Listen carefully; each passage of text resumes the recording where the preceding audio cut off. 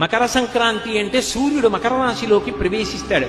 కాలము రెండుగా ఉంటుంది, దక్షిణాయనము ఉత్తరాయణము. దక్షిణాయనంలో దేవతలందరూ నిద్రపోతారు, ఉత్తరాయణంలో నిద్రలేస్తారు. దేవతలు నిద్రలేస్తారంటే బ్రాహ్మీ ముహూర్తమునందు లేస్తారు, తెల్లవారుజామున 3 గంటల వేళ. దేవతలకి తెల్లవారుజాము వేళ అంటే అది పరమ పవిత్రమైనటువంటి కాలం. అందుకే ఉపనయనాలు, వివాహాలు, దేవతా ప్రతిష్టలు ఇవన్నీ ఉత్తరాయణ పుణ్యకాలంలో జరుగుతాయి. ఆ ఉత్తరాయణ పుణ్యకాలంలోకి సూర్యుడు ప్రవేశించగానే మజ్జనం దానికి ప్రాధాన్యత. సాధారణంగా స్నానం చేసేటప్పుడు ఏం చేస్తాం? చెంబుతో నీళ్లు తీసి తల మీద పోసుకుంటాం. మజ్జనం అంటే మునక వేయుట, తల మునిగేటట్టుగా స్నానం చేస్తారు.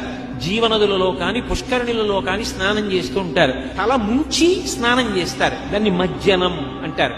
స్నానం చేసి దేవతా సంబంధంగా, పితృదేవతా సంబంధంగా, జీవ సంబంధంగా అభ్యున్నతిని కల్పించే కాలం అది మకర సంక్రమణం.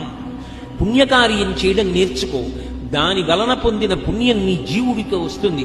మకర సంక్రమణ పుణ్యవేళ పరమపావనమైన కాలం. ఉత్తరాయణ పుణ్యకాలం దేవతలందరూ నిద్రలేచేటటువంటి సమయం. ఆ సమయంలో నువ్వు చదివే ఒక స్తోత్రం, నీ ప్రదక్షిణం, నీ నమస్కారం, నీ భగవన్నామోచ్చారణం నిన్ను కాపాడతాయి.